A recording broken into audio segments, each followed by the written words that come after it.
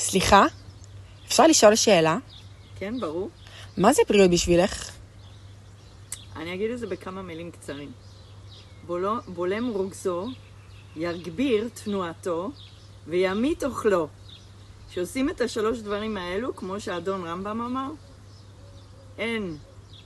אין טעות בחיים. ואפשר הסבר?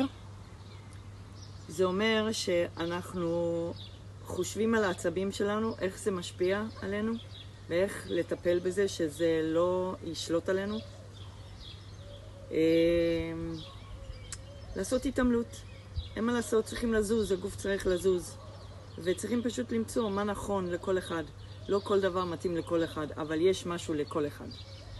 וימית אוכלו זה אומר להיות ערני למה שהעיניים קונות ומה שבטן באמת יכול להקל. לא לאכול באגרסיביות, כי הבטן לא יכול להכיל את זה. ושהבטן לא יכול להכיל את זה, גם הגוף לא יכול להכיל את זה.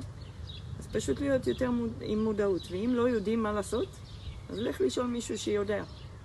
זה מה שבריאות בשבילי. תודה.